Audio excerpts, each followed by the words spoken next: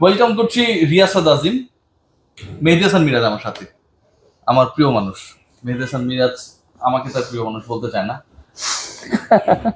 কারণ আমি নাকি মিথ্যা কথা বলেছি। এটা হচ্ছে আপনারা ডিসাইড করেছিলেন। টি-20 ওয়ার্ল্ড কাপে বাংলাদেশ যখন খেলতে গেল তার আগে মোটামুটি প্রতিটা দিন আসলে রিপোর্ট করতাম, এবং লাস্ট যে রিপোর্টটা করেছিলাম রিগার্ডিং মিরাজ, সেই রিপোর্টে আমি রিয়াসাদ কনফার্ম করেছিলাম আত্মবিশ্বাসের সাথে, শতভাগ আত্মবিশ্বাসের সাথে, যে বাংলাদেশ দলের যে বহরটা যাচ্ছে সেখানটায় মেহেদী হাসান মিরাজ থাকছে।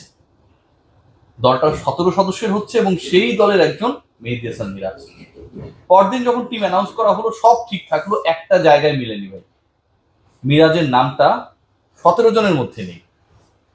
16টা অনুমান যেটা বলেছিলাম সব ঠিক ছিল, শুধু আমার ভাই মিরাজের নামটা মিলেনি। আপনারা সবাই বললেন রিয়াসাদ মিথ্যাবাদী।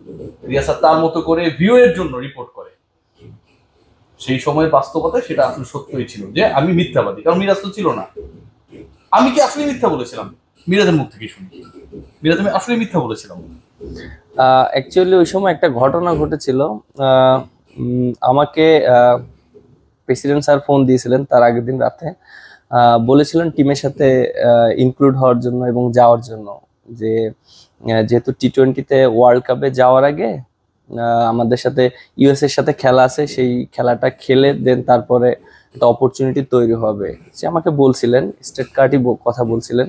তখন আমি হয়তো মিরাজ যাচ্ছে, হ্যাঁ, বাট আমি তাকে বলছিলাম যে স্যার আমাকে আসলে মানে কোন রোলে কিভাবে নেওয়া হচ্ছে, আমাকে কি আসলে বিশ্বকাপের স্কোয়াডে নেওয়া হচ্ছে 15 জনের স্কোয়াডে, নাকি 17 জনের স্কোয়াড করে নেওয়া হচ্ছে? যদি 15 জনের স্কোয়াড নেওয়া হয় তাহলে ঠিক আছে, আমার জন্য ভালো হবে বা আমি গেলাম। আর যদি 17 জনের স্কোয়াড করে নেওয়া হয় বা বিশ্বকাপের প্ল্যানে আমাকে না রাখা হয়, তাহলে আমার জন্য না যাওয়াটাই বেটার। কারণ আমি যদি দেশে থাকি তাহলে আমার জন্য অপরচুনিটি তৈরি হবে প্র্যাকটিস করার জন্য। কারণ বাংলাদেশ টিমে এরকম গ্যাপ আমি কখনোই পাবো না, প্রায় 5 মাসের একটা গ্যাপ পাবো। এটার সাথে আমি নিজের ফিটনেস, ফিজিক্যাল এবং ব্যাটিং বোলিং সব ইমপ্রুভ করতে পারবো। এর জন্য 17 জনের স্কোয়াডে না গিয়ে আমি দেশে থাকলে আমার জন্য বেটার হবে। তারপরে বলছিল যে ঠিক আছে আমরা ডিসকাস করি, যেটা ভালো হয় সেটাই করব। বাট আমি তখন তাকে বলেছিলাম যে আমার কাছে আমার যদি ওপিনিয়ন বলেন, যদি ওয়ার্ল্ড কাপ স্কোয়াডে রাখা হয় তখন আমি ওয়ার্ল্ড কাপ তো সবাই খেলতে চায়, কে না খেলতে চায়। বাট তখন সে একটা কথা বলছিল যে যেহেতু 15 জনের স্কোয়াড, আমাদের ওয়ার্ল্ড কাপ টিম এখনই ঘোষণা করতে হবে, কারণ আইসিসির কাছে আগেই জমা দিতে হবে, পরে আবার চেঞ্জও করা যাবে। যেহেতু ইউএস এর সাথে খেলার পরে হয়তো চেঞ্জও করা যেতে পারে, বাট কেউ ইনজুরি হলে রিপ্লেসমেন্টও করতে পারে। হ্যাঁ, তাই এইভাবে কথা হয়েছিল। বাট যখন সে আমাকে এই কথাগুলো বলছে, তারপর হয়তো যারা ওই সময় দায়িত্বে ছিলেন তারা কথা বলেছেন, প্রেসিডেন্টের সাথে কি বলেছেন সেটা তো আর আমি জানি না। মিরাজ বললো যে আপাতত 17 জনের মধ্যেই তুমি যাও, ইউএস এর সাথে খেলার পরে কেউ ইনজুর্ড হতে পারে, মিরাজের পারফরমেন্স ভালো হতে পারে, তখন আমরা বিবেচনা করবো যে যেহেতু দল চূড়ান্ত ভাবে ঘোষণার সময়টা আছে, মিরাজকে 15-এ রাখা যায় কিনা। এরপরে তো এই কথাটা থাকলো না। এরপরে তো আসলে ইউএস এর বিপক্ষে যে আপনি খেলবেন সেই গ্যারান্টিড জায়গাটা আসলে নড়ে গেল। পাপন ভাই যেটা আপনাকে বলেছিল যে ইউএস এর বিপক্ষে আপনাকে খেলানো হবে, সেটা কিভাবে সরে গেল? সেই স্টোরিটা কি?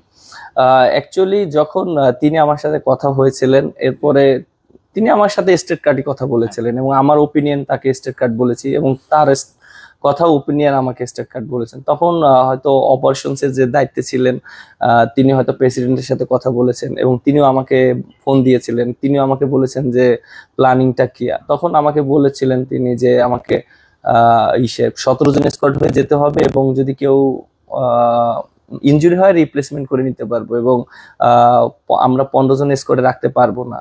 বাট তখন আমি বলছি যে দেখেন এরকম তো হয় না, আর আমার দেশে থাকাটা important.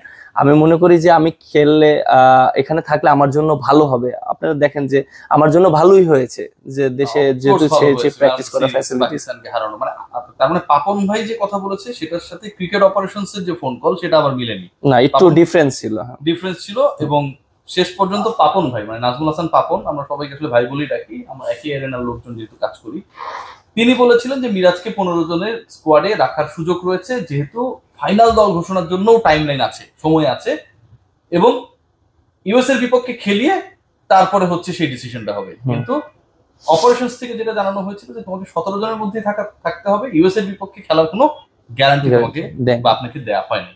This is what the story is. এবং আমি এই স্টোরিটাই করেছিলাম যে মিরাজ 17 সদস্যের দল বাংলাদেশ পাঠাচ্ছে, মিরাজ সেই দলটাই রয়েছে। গালিগালাজ করেন যাই করেন, আসলে সিনারিও গুলো ভেতরে কি হয় এগুলো আমরা অনেক সময় জানি না। এই যে মেহেদী হাসান মিরাজ, আমি কদিন আগে মানে ওর সাথে যখন আমার লাস্ট কথা হচ্ছিল ইন্টারভিউর জন্য না, এমনিতেই আড্ডা মারছিলাম, বল লেগে পা ফুলে গেছে সিরিয়াসলি, মনে আছে মিরাজ, কিন্তু তারপরেও ম্যাচ খেলার জন্য রেডি। সো এগুলো হচ্ছে হিডেন স্টোরি। আমরা তো আসলে পা দেখি না, জুতা পরা থাকে, মোজা পরা থাকে, তাই না? আমরা শুধু দেখি পুরাই হাঁটতেছে কেন, ওর ফিটনেস নেই, এই সমালোচনাটা আমরা করি। মেহেদী হাসান মিরাজের জন্য আসলে খুব আনলাকি ছিল ব্যাপারটা। মিরাজ, আরেকটা ব্যাপার আমি একটু শুনতে চাই, মানে আমি টেস্টের স্টোরি গুলো শুনবো ডেফিনেটলি, তবে তার আগে আপনার টি-20 নিয়ে আমি কিছু কথা বলতেই চাই, যে কথাগুলো আপনি দেখেছেন, আমি ভিডিওর পর ভিডিও, কন্টেন্টের পর কন্টেন্ট বলেছি। আপনি নিউজিল্যান্ডে গেলেন ভাইস ক্যাপ্টেন হয়ে।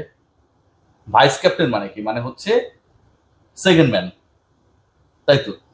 ওবায়দুল কাদের ভাইস ক্যাপ্টেন হয়ে আপনি গেলেন, যাবার পরে আপনাকে কোনো ম্যাচ খেলানো হলো না, ওকে, ম্যাচ খেলেননি, কিন্তু এরপরে যখন হোম এসি সিরিজটা হবে সেটাতে আপনি ভাইস ক্যাপ্টেন হন না, দলেও নাই, আপনি কতটা অবাক হয়েছিলেন?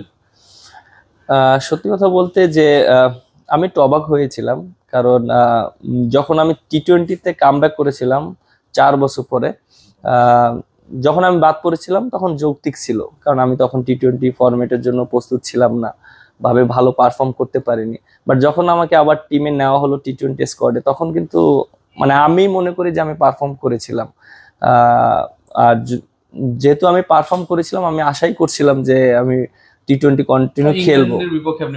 হ্যাঁ, ইংল্যান্ডের সাথে ভালো খেলেছিলাম, আপনার এর আগে আপনার শ্রীলঙ্কার সাথেও খেলেছিলাম, মানে টোটাল যখন হয়েছিল তখন মানে ভালো খেলা কি চেষ্টা করেছিলাম টিমের কন্ট্রিবিউট করার জন্য, ছোট হোক বড় হোক, বলবো না কতটুকু করেছি, বাট টিমের ইম্প্যাক্ট করার জন্য যতটুকু দরকার ততটুকু চেষ্টা করেছিলাম।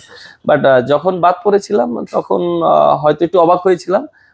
পরে আমাকে ক্লিয়ার মেসেজ দিয়ে দিয়েছিল যারা তখন নতুন সিলেক্টর হয়েছিলেন, যারা সিলেক্টর হয়েছেন নতুন, তখন আমাকে বলেছেন যে আসলে অবশ্য তোমাকে নিয়ে আমরা ওডিআই এবং টেস্টে ফোকাস করতে যাচ্ছি, কারণ ওখানে আমাদের পারফর্মটা অনেক ইম্পর্টেন্ট। তখন আমি আমার রোলটা বুঝতে পারলাম যে না, আমাকে নিয়ে হয়তো টি-20 নিয়ে চিন্তা করছে না, আমি চিন্তা করি ওডিআই এবং টেস্ট নিয়ে। তখন আমি ফোকাস দিলাম অবশ্য, যে এটা একটা জিনিস, ভালো একটা জিনিস। আমি মনে করি যে একটা প্লেয়ারকে যদি ক্লিয়ার আগে থেকে মেসেজ দেওয়া যায়, সে ভালো প্রিপারেশন নিতে পারে প্রত্যেকটা আপনার ফরম্যাটে, সেটা হোক ওয়ানডে, টি-20, টেস্ট।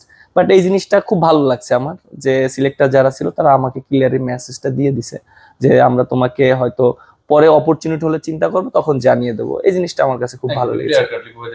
এবং তার আগে মিরাজকে নিয়ে মোটামুটি বালিশ খেলা হয়েছিল। মিরাজ, আমার আরেকটা ব্যাপার নিয়ে খুব মানে জানার ইচ্ছা, এবং এই ব্যাপারটা খুব ইন্টারেস্টিং, আমি যদি খেয়াল করি বা আপনিও ব্যাপারটার সাথে ইনভলভ। বাংলাদেশে অনেকে বিভিন্ন সময় ক্যাপ্টেন্সি দায়িত্ব পায়, ভাইস ক্যাপ্টেন্সির দায়িত্ব পায়, খেলে, পয়েন্ট স্পিন করে, ডেফিনেটলি যোগ্য সবাই, কাউকে আমি ছোট করছি না। কিন্তু মজার ব্যাপার যেটা, সেটা হচ্ছে যে মেহেদী হাসান মিরাজ এখন পর্যন্ত ওই টসটা করার জন্য আসলে কখনো অফিসিয়াল হলো না। তাসকিন আহমেদ কদিন আগে বলেছিলেন যে ভাই এত বছর খেলতেছি, আমাকে কি ক্যাপ্টেন হিসেবে যোগ্য মনে হয় না, কোন একটা মিডিয়াকে বলেছিল, এবং খুব সত্য কথা বলেছিল, আপনারা একসাথে খেলছেন, তাসকিনের সেই যোগ্যতা আছে, মিরাজেরও সেই যোগ্যতা আছে, আমি বিশ্বাস করি। এখন পর্যন্ত আপনি সব জায়গায় ক্যাপ্টেন্সি করলেও ন্যাশনাল টিমের ক্যাপ্টেন হতে পারেন নাই, আপনি কি রেডি না, নাকি আপনার ব্যাড লাক? আল্লাহ যা করে ভালোর জন্য করে, আমি এটা বিশ্বাস করি সবসময়, আল্লাহ যা করে ভালোর জন্য করে। আর বাট সত্যি কথা বলতে এটা তো সম্পূর্ণ টিম ম্যানেজমেন্টের ডিসিশন, এটা শুধু কোনো প্লেয়ারের হাতেও না, কারো হাতে না, এবং ক্রিকেট বোর্ডে যারা ক্রিকেট বোর্ড চালায় এবং সম্পূর্ণটা তাদের ডিসিশন, এই জিনিসটা হয়, এটা তাদের সম্পূর্ণ ডিসিশন হয় না।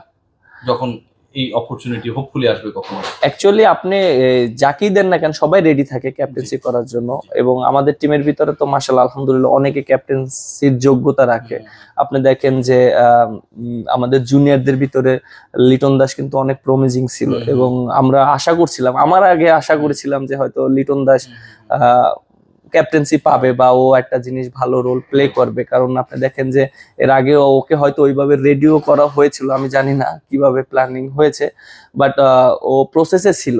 যেমন অবশ্যই। আপনি দেখেন যে ও ইন্ডিয়া সিরিজটা করেছে, ও ভালো Right. করেছে, বাট এখন যারা আছে সবাই আমার কাছে মনে হয় যে বাংলাদেশ টিমে সবাই ক্যাপেবল যে ভালো লিড দেওয়ার জন্য, কারণ অনেক লিডার